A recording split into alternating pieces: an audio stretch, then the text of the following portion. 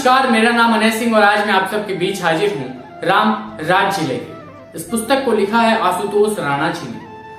मेरे मन में और आप लोग के मन में कई सारे ऐसे प्रश्न होते हैं कि क्या राम जो थे उनके आसपास रहने वाले जो व्यक्ति थे क्या वो भी साधारण थे? क्या स्वयं जो राम थे क्या वो साधारण थे? वो तो भगवान के अवतार थे, तो फिर उन्हें इतना कष्ट सहना क्यों पड़ा? आखिर नियति का खेल क्या था? आज हम इन सब बातों पर चर्चा करेंगे। तो हम चलते हैं और बढ़ते हैं पहले अध्याय की तरफ, जिसका नाम है कैकेयी। बहुत खूबसूरत पुस्तक है, मैं आपके बीच ये रखने जा रहा हूँ राम राज्य। आइए बढ़ते हैं पहले अध्याय के भाग पहले की तरफ। कैकेयी। भरत नंदीग्राम में ही रुक गए थे। उन्होंने अपना निर्णय सुना दिया था कि प्रभु श्री राम के अयोध्या लौटने तक उनकी चरण पादुकाएं ही रघुवंश के सिंहासन पर रखी जाएंगी और स्वयं राजकुमार भरत नगर में रहते हुए भी निर्वासित जीवन जिएगा। संपूर्ण प्रजा और राज परिवार को शत्रुघ्न के साथ अयोध्या लौटा दिया गया था। अयोध्या के इतिहास में यह पहला अवसर था जब उसके गौरवशाली सिंहासन पर किसी पुरुष को नहीं बल्कि किसी प्रतीक को प्रतिष्ठित किया गया था। अनाथ हुई अयोध्या इस दुर्भाग्य के लिए महारानी कैकेयी को दोष दे रही थी, जिसने अपनी कुशिष्ट इच्छा की पूर्ति के लिए अयोध्या को कुंठित करके छोड़ दिया था। 7 भाइयों की इकलौती लाडली बहन कैकेयी पिता अश्वपति की जो पक्षियों की भाषा भी समझ लेते थे, प्राण प्रिय बेटी कैकेयी आज अयोध्या के अपने महल में अपमानित प्रवंचित सी एकाकी खड़ी थीर नेत्रों से शिवालय में जलने वाले ज्योति कलश की ज्योति को अपलक देख रही थी। तभी उनके कानों में अपनी प्रिय दासी दीपशिखा का स्वर सुनाई दिया।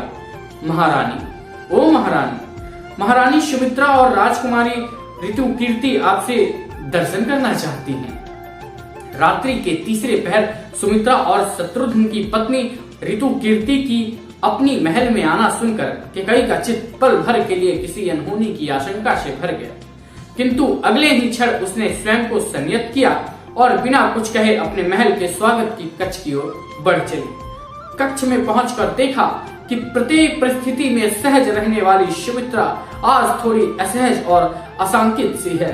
सुमित्रा ने कैकेयी को आदर सहित प्रणाम किया। राम वनवास के बाद यह पहला अवसर था जब कैकेयी को किसी ने सम्मान दिया था, अन्यथा परिवार हो या प्रजा, चारों ओर से कैकेयी के लिए मात्र धिक्कार के स्वर ही उठ रहे थे। और क्यों न उठे? कैकेयी इस बात को बहुत अच्छे से जानती थी कि कैकेयी का मान, उसका सम्मान, उसका प्राण प्रिय पुत्र राम ही है। इसलिए जब तक राम था तब तक मान था। अब जब राम ही अयोध्या में नहीं है तो मान कहां से होगा?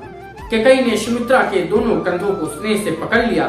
उसके स्पर्श में एक आश्वासन था। यूं तो इन दोनों के वय में कुछ खास अंतर नहीं था, किंतु जब से सुमित्रा इस घर में आई थी कैकेयी ने उसे अपनी बहन की छवि दिखाई देती थी और कैकेयी ने भी अपने भाव, भाषा, व्यवहार से सुमित्रा के लिए सदैव बहन के दायित्व का निर्वाह किया था। पल भर के लिए भी उसके मन में सुमित्रा के लिए सहपत्नी का भाव नहीं आया। कैकेयी की उपस्थिति सुमित्रा में सुरक्षा का भाव उत्पन्न करती थी। सुमित्रा अक्सर कहा करती थी, जीजी तुम इतनी सुंदर हो, तुम्हें देखकर गूंगा व्यक्ति भी बोलने लगेगा। कैकेयी का कद सामान्यतः महिलाओं के कद की अपेक्षा लंबा था। गुलाबी वर्ण, नीलकमल जैसी आंखें और आंखों का रंग ऐसा जैसे एकदम ताजा शहद हो। उसके नेत्रों में एक अजीब सी मोहनी थी। थोड़ी देर स्वर्णिम आभा लिए हुए लंबे लहराते केस, सीधी उठी हुई नासिका और होठ ऐसे जैसे कामदेव ने अपने दोनों धनुषों को आपस में जोड़ दिया हो। लंबी पतली ग्रीवा, देह के प्रत्येक अंग की बनावट ऐसी जैसे किसी योद्धा और नर्तक का सिद्ध शरीर होता था। वय का तो जैसे कोई प्रभाव ही नहीं था कैकेयी पर। उसको देखकर कोई भी उसे नौ कन्या मानने पर विवश हो जाता था। छत्रित्व और स्त्रीत्व का एक अनुपम उदाहरण था कैकेयी का व्यक्तित्व। कैकेयी को देखकर लगता कि जैसे रण और रंग को जीतने वाला कोई महान साधक साकार हो गया हो। ऐसे कैकेयी के आत्मीय स्पर्श से सुमित्रा के आंसुओं का बांध जैसे फूट ही पड़ा और वह कैकेयी के कंठ से लगकर बोली, जीजी आज 4 दिन हुए हैं, पुत्र शत्रुघ्न का कहीं पता ही नहीं है। कैकेयी ने आश्चर्य से सुमित्रा को अपने कंठ से अलग करते हुए कहा, शत्रुघ्न का कहीं पता नहीं है? यह क्या कह रही हो तुम? वह लौटने के बाद मेरे पास नहीं आया तो मुझे लगा कि वह भी भरत के जैसे मुझसे नाराज है, लेकिन मैं यह नहीं जानती थी कि वह तुम लोगों से भी नहीं मिला। भरत ने उसे अयोध्या की सुरक्षा का भार सौंपा है, वह ऐसे कैसे अपने दायित्व से मुंह मोड़ सकता है? फिर कैकेयी ने रजोचित संकोच में सिमटी हुई सुमित्रा के पार्श्व में खड़ी हुई ऋतुकीर्ति की ओर देखते हुए कहा, मेरी प्यारी बहू ऋतुकीर्ति से तो ऐसा कुछ नहीं हो गया जो पुत्र शत्रुघ्न को कुछ उचित न लगा हो। ऋतुकीर्ति ने मर्यादा का पालन करते हुए बेहद गंभीरता से कहा, नहीं छोटी माँ, मैं भूल कर भी ऐसा अपराध नहीं करती जिससे मेरे सर्वस्व के मान को ठेस पहुंचे। कैकेयी ने विचारते हुए कहा, कहीं ऐसा तो नहीं कि वह बड़ी जीजी महारानी कौशल्या के कमरे में हो, क्योंकि भरत ने विदा करते समय उसने बड़ी माँ का विशेष रूप से ध्यान रखने का निर्देश दिया था। वे बड़ी माँ के यहाँ भी नहीं है। बड़ी माँ ने हमसे कहा कि आपको अवश्य पता होगा स्वामी कहाँ है, ऐसा ऋतुकीर्ति कहती हैं, क्योंकि ये चारों बच्चे अपनी माँ की कोख से अधिक महारानी कैकेयी की गोद को मान देते हैं। हम तो मात्र उनके जन्म का आधार हैं, किंतु कैकेयी उनके जीवन की निर्माता है। कैकेयी के होते हुए किसी भी अनिष्ट की आशंका व्यर्थ है। कैकेयी उन बच्चों की मात्र माता ही नहीं, उनकी गुरु भी है। वह उन चारों की वृत्ति, प्रवृत्ति, भाव और स्वभाव को भली भांति जानती है। तुम कैकेयी के संज्ञान में इस बात को ले आओ, कैकेयी उन्हें पाताल से भी ढूंढ निकालेगी। ऋतुकीर्ति के मुख से अपने लिए कौशल्या के उद्गार सुन कैकेयी के वर्षों पुराने स्मृति कोश में चली जाती है। उन्हें वह दिन याद आ गया जब वो राम और भरत को बाण संधान की पारंपरिक शिक्षा दे रही थी। जब उन्होंने भरत से घने वृक्ष की डाल पर चुपचाप बैठे हुए एक कपोत पर लक्ष्य साधने के लिए कहा, तो भरत ने भावुक होते हुए अपना धनुष नीचे रख दिया था और कैकेयी से कहा था, माँ, किसी का जीवन लेने पर यदि मेरी दक्षता निर्भर है तो मुझे दक्ष नहीं होना है। मैं इस निर्दोष पक्षी को अपना लक्ष्य नहीं बना सकता। उसने क्या बिगाड़ा है जो उस लक्ष्य की प्रवीणता के लिए अपने प्राण गंवाने पड़े? कैकेयी बालक भरत के हृदय में चल रहे भावों को बहुत अच्छे से समझ रही थी। यह बालक बिल्कुल यथागुण तथा नाम से ही भावों से भरा हुआ था, जिसके हृदय में प्रेम सदैव विद्यमान रहा करता था। तब कैकेयी ने राम से कहा, पुत्र राम, उस कपोत पर अपना लक्ष्य साधो। राम ने एक क्षण भी नहीं लगाया और उस कपोत को भेद कर रख दिया था। राम के सधे हुए निशानों से प्रसन्न कैकेयी ने राम से पूछा, पुत्र, तुमने उचित अनुचित का विचार नहीं किया? तुम्हें उस पक्षी पर तनी भी दया नहीं आई? राम ने भोलेपन से कहा, माँ, मेरे लिए किसी भी जीवन से अधिक महत्वपूर्ण मेरी माता की आज्ञा है। उचित अनुचित का विचार करना यह माँ का काम है। माँ का संकल्प, उसकी इच्छा, उसके आदेश को पूरा करना ही मेरा लक्ष्य है। तुम मुझे सिखा भी रही हो और दिखा भी रही हो। तुम हमारी माँ ही नहीं, हमारी गुरु भी हो। यह किसी भी पुत्र का, शिष्य का कर्तव्य होता है कि वह अपने गुरु, अपनी माँ की दिखाए हुए सिखाए हुए मार्ग पर निर्विकार निर्भीकता से आगे बढ़े, अन्यथा गुरु का सिखाना और दिखाना सब व्यर्थ हो जाएगा। कैकेयी ने आदालित होते हुए राम को अंक में भर लिया और दोनों बच्चों को लेकर राम द्वारा गिराए गए कपोत के पास पहुंची। भरत आश्चर्य से उस पक्षी को देख रहे थे जिसे राम ने अपने पहले ही प्रयास में मार गिराया था। पक्षी के वक्ष में बाण घुसा होने के बाद भी उन्हें रक्त की एक बूंद भी नहीं दिखाई दे रही थी। भरत ने उस पक्षी को हाथ में लेते हुए कहा, माँ, यह क्या है? यह तो खिलौना है। तुमने कितना सुंदर प्रतिरूप बनाया है इस पक्षी का। मुझे ये सच का जीवित पक्षी प्रतीत हुआ था, तभी मैं इसके प्रति दया के भाव से भर गया था। माया से विभूषित होकर मैं आपकी आज्ञा का उल्लंघन किया, इसके लिए क्षमा प्रार्थी हूँ। तब कैकेयी ने बहुत ममता से कहा था, पुत्रो, मैं तुम्हारी माँ ही हूँ। मैं तुम्हें बाण का संधान सिखाना चाहती हूँ, वध का विधान नहीं, क्योंकि लक्ष्य भेद में प्रवीण होते ही व्यक्ति स्वयं जान जाता है कि किसका वध करना आवश्यक है और कौन अवैध है।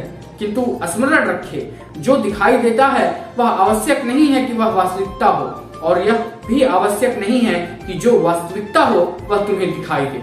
कुछ जीवन संसार की मृत्यु के कारण होते हैं, तो कुछ मृत्यु संसार के लिए जीवन दायिनी होते हैं। तब भरत ने बहुत नेह से पूछा था, माँ, तुम्हारे इस कथन का अर्थ समझ नहीं आया। हमें कैसे पता चलेगा कि इस जीवन के पीछे मृत्यु है या इस मृत्यु में छुपा हुआ जीवन है? वृक्ष के नीचे शिला पर बैठी हुई कैकेयी एक अनिवेशक दृष्टि से राम और भरत पर डाली। उन्होंने देखा कि दोनों बच्चे धरती पर बैठे हुए बहुत धैर्य से उत्तर की प्रतीक्षा कर रहे हैं। धैर्य विश्वासी चित्त का प्रमाण होता है और अधीरता अविश्वासी चित्त की चेतना। कैकेयी को आनंद मिला कि उसके बच्चे विश्वासी चित्त के हैं। उन्होंने बताया कि आशार में शार को ढूंढना और शार में आसार को अलग कर देना ही संसार है। आशार में शार का देखना प्रेम दृष्टि है, तो सार में आशार को अलग करना दृष्टि। पुत्र भरत, तुम्हारा चित्त प्रेमी का चित्त है, क्योंकि तुम्हें मृण्मय भी चिन्मय दिखाई देता है। और पुत्र राम, तुम्हारा चित्त ज्ञानी का चित्त है, क्योंकि तुम चिन्मय में छिपे हुए मृण्मय को स्पष्ट रूप से देख लेते हो। राम ने उत्सुकता से पूछा, माँ, प्रेम और ज्ञान में क्या अंतर होता है? कैकेयी कहती हैं, वही अंतर होता है पुत्र जो कली और पुष्प में होता है। अविकसित ज्ञान प्रेम कहलाता है और पूर्ण विकसित प्रेम ज्ञान कहलाता है। हर सद्गृहस्थ अपने जीवन में ज्ञान, वैराग्य, भक्ति और शक्ति चाहता है, क्योंकि संतान माता पिता की प्रवृत्ति और निवृत्ति का आधार होती है। इसलिए वह अपनी संतानों के नाम उनमें व्याप्त गुणों के आधार पर रखते हैं। तुम्हारी तीनों माताएं और महाराज दशरथ को इस बात की प्रसन्नता है कि हमारे सभी पुत्र यथा नाम तथा गुण हैं। भरत राम, तुम सभी भाइयों में श्रेष्ठ हो। वह ज्ञान स्वरूप है, क्योंकि उसमें शक्ति, भक्ति, वैराग्य सभी के सुसंचालन की क्षमता है।